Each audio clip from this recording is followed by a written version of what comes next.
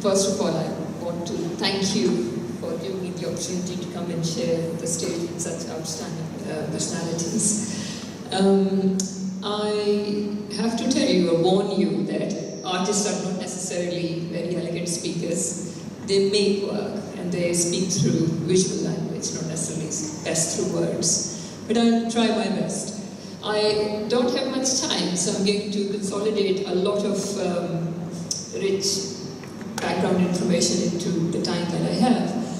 And I think to help you access my work better, I must give you a little bit of my backdrop as, you know, what kind of mind that I have that makes this sort of work, and why that mind is there in the first place.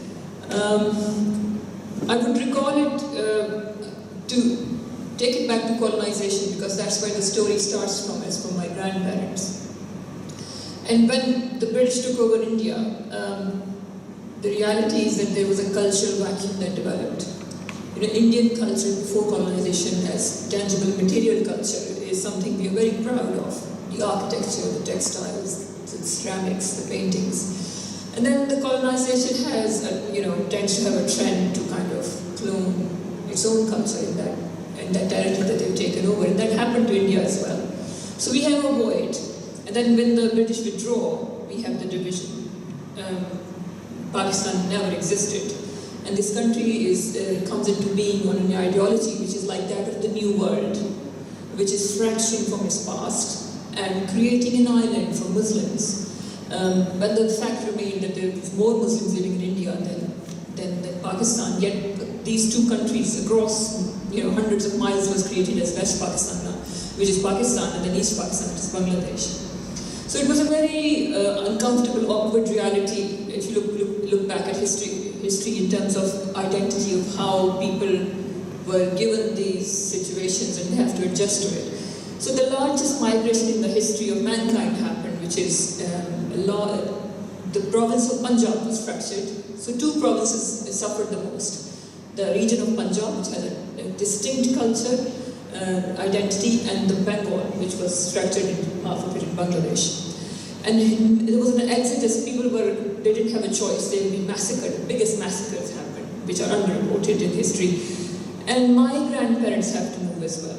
They have to move against their wishes. So they were refugees. They were not migrants who were moving out of their choice.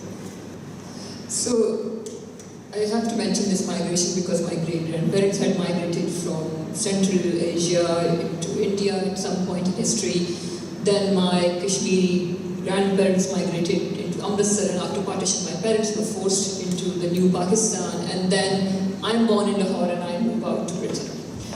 So movement is in my DNA, and also being raised in Pakistan, which has always struggled to find its identity based on this new ideology that this is a Muslim state and we have nothing to do with our Indian past. And I think against that backdrop, Pakistan has struggled over the years. We have struggled politically because it's such a diverse country, and to unify it with some sort of nationalistic glue, Islam has been one of the tools to do so. We aspire to be a democratic country, but the fact remains that only one government so far has finished its 5 years of tenures and 70 years of its history. We had decades after decades of dictatorship, and different dictators have been manipulating the public with different ideologies. The worst being in the 80s by General Zia, when working very closely with the West and Saudi Arabia, I dare say, I can't find a better word, but it bastardized the culture of the country by calling Pakistan the Islamic Republic of Pakistan and infusing the law system with Sharia.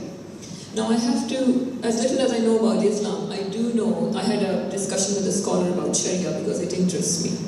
And he reminded me that there is no such thing as Sharia law. It's also a construct. Sharia is a loose system of code of conduct, and it's not supposed to be fused with governance.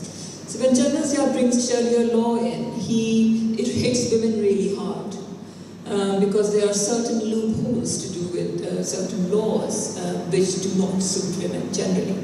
But I think this is an age-old technique to control half of the population as women through men. And he creates some very horrifying examples, and we are all very scared. And this is an environment where my family is an academic family, as is really suffering. Moderates are going underground, and extremism is cultivated.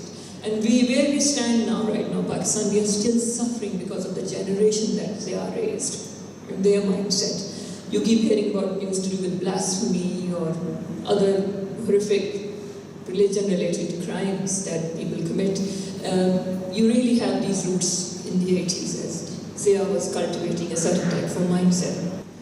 I think being raised against this kind of turmoil and this kind of instability has made me who I am. I think as being an artist, I was fated to be an artist. I think artists are born artists. I really believe that you look at the world, even without that training that you go through in schools, you look at the world with a certain vision. You're always looking between the two rights and wrongs, the shades of grey. And my parents cultivated that, and they sent me to National College of Arts, which is a very special art school. It was founded by the British, but it was initially founded for training craftspeople, Indian crafts, who made beautiful artifacts for the Western market. But nearly over 200 years, the school has established its own identity. It has a miniature painting department, which is an extinct practice, but they still teach it how it was traditionally taught. And that department has, given birth with some the neo-miniatures movement with Shahzad Sikandar and Imran Qureshi, to name a couple. So I did my BA at National College of Arts, and then I came to London. I went to the Slade and I did my MA. And that was quite a turning point in terms of how I started to look at art and started to express my views in art. I will give you a little bit about my technique, and then I will open it to the audience for Q&A. So this method of working, which is a kind of a pointless way of working, developed when I was at the Slade. When I was in Pakistan, my work supported the feminist movement, and I have to mention that I was in complete awe of the Italian history of art. Because what else compares? And it still covers the chunk of the history of art of the world.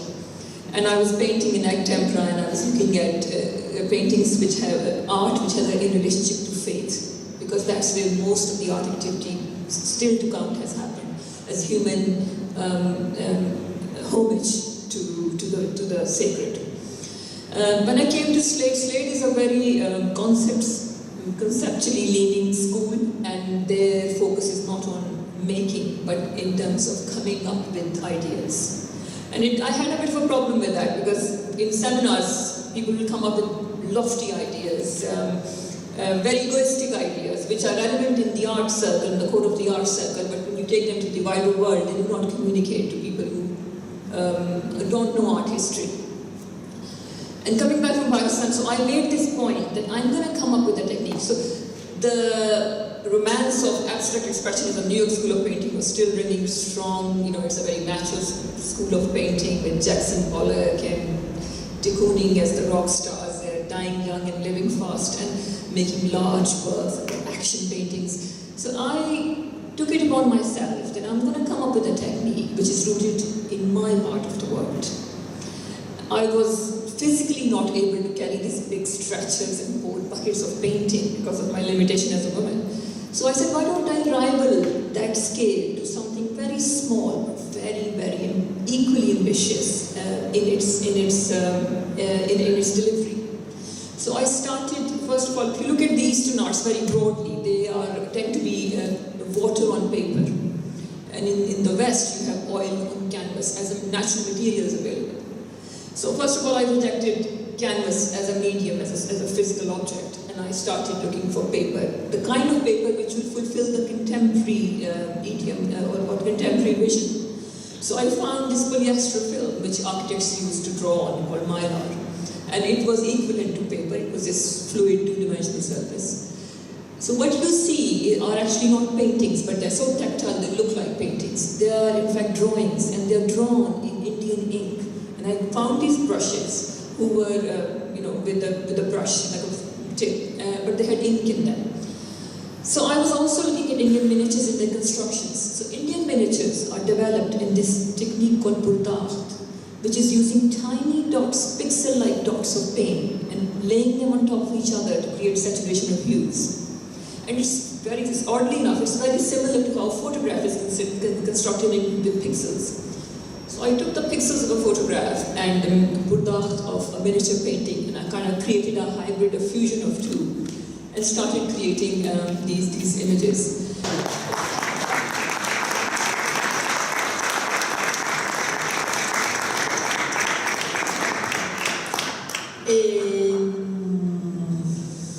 Cosa dire? Si potrebbe andare molto avanti, potremmo vedere altri lavori, potremmo sapere qualcos'altro da Faiza Butt, però insomma l'ora è un po' giunta al termine, ma prima di chiudere ci farebbe molto piacere, anche per l'opportunità insomma di avere qui appunto artista e curatrice, ci farebbe molto piacere se ci fosse qualche curiosità da parte vostra, da parte del pubblico, di soddisfare, da chiedere qualcosa alle nostre due protagoniste di questa serata. Qualcuno vuole fare una domanda a Faiza Butt o alla curatrice? Rosa Maria Falvo. Buongiorno, volevo fare una domanda a Rosa Maria, ma anche ovviamente all'artista. Prima ho inteso bene che c'è una corrente pakistana del miniaturismo, del neominiaturismo. Questa è una cosa che avessi detto? No, perché mi sembrava che suonava, scusami. Se avevo inteso prima che c'è una corrente pakistana contemporanea del neominiaturismo, a cui mi sembra che poi si rifacciano tanti artisti oltre a lei, non so, Ima Qureshi che dicevate prima, Shahzad Sikandar. Mi sembra molto interessante, poi mi sembra anche interessante quanto l'arte affondi le radici sul territorio, e questo è quello di Adriana Polveroni, che così mi odia. Quanto è difficile per un curatore internazionale poi giudicare degli artisti che vengono da paesi diversi con storie diverse, e quanto sia necessario approfondire la storia del paese e tutto l'universo estetico di riferimento. Ma vale un po' per tutti? Non tanto, cioè, la domanda è che è difficile farlo a livello internazionale.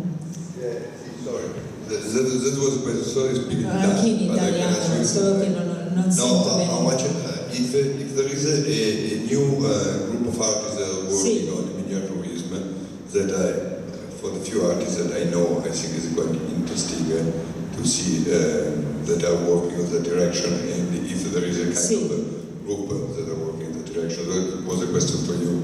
Then for Adriana and for all the international curator, is how difficult was this to curate a show with artists coming from a different background? There is a movement, c'è un movimento piuttosto che l'hanno nominato neo-miniaturista, neo-miniature. It's coming from the idea of taking the tradition and reworking that into modern technology, modern themes, and to keeping the craftsmanship with the contemporary interpretation of history and culture. Yes, it is difficult to put together an international show because non sappiamo che vuol dire internazionale in a sense, because it can be a flat concept or it can be an exciting one. This is international because we are in exchange with places, people, and they're coming out of a region, but it's no longer just regional art.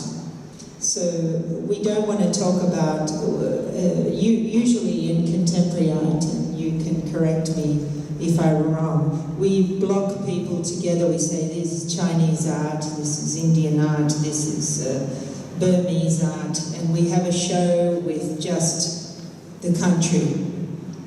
In this case, we must talk about Pakistani art because the reason for the show is the TCF, and they are in Pakistan. They are working for Pakistan, and they are working to create education for people in Pakistan. So the best ambassadors are the Pakistanis themselves. So that's why we are talking exclusively about Pakistan. In other shows, the curatorial line must be justified to put people of the same nation together all the time and call them the label of that nation. Io avrei avuto piacere di rivolgere parte, insomma comunque il senso molto della tua domanda esattamente a Faiza Butt, cioè come entra in gioco tutto il suo passato, tutta la sua storia, insomma, la storia anche di generazioni nella sua arte. Mi sarebbe, forse riusciamo qualcosa a capire anche da quello che abbiamo visto e da quello che ci ha detto lei, però mi sarebbe piaciuto, avendo tempo, approfondire questo aspetto qui. Se tu poi chiedi qualcosa più proprio, come dire, più che curatori, come ricercatori anche, che entrano in contatto con artisti anche molto lontani, di cui appunto si può supporre un passato molto denso e anche molto diverso dal nostro, bene, la mia risposta è che io preferisco sempre conoscerli direttamente sul campo, se è possibile nei loro paesi, oppure insomma al momento in cui vengono qui. Detesto, per quanto mi riguarda, conoscere gli artisti, ma compresi anche gli italiani, insomma, su internet, cioè sullo schermo. È una conoscenza per me assolutamente parziale, insufficiente, ed è chiaro comunque che laddove incontri delle storie molto importanti, molto consistenti, insomma anche le tue categorie forse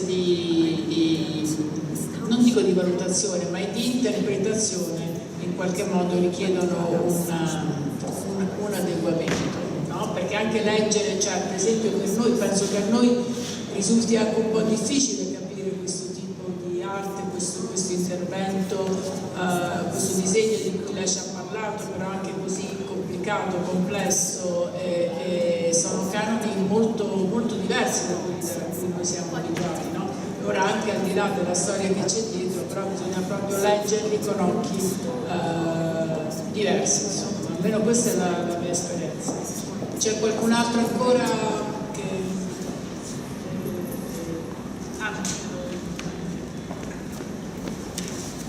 Facciamo un'ultima domanda e poi 2 parole di chiusura. Prego. Ma una domanda velocissima. Il ruolo dell'artista dentro la società pakistana, soprattutto se è una donna, qual è il suo ruolo e come si rapporta anche, abbiamo capito, sappiamo, una società estremamente complessa, le parti più conservatrici, per quello che so l'Islam ad esempio non ama molto la rappresentazione della figura umana, lei la rappresenta, insomma, qual è la funzione e il ruolo oggi dentro quella società, soprattutto se donna?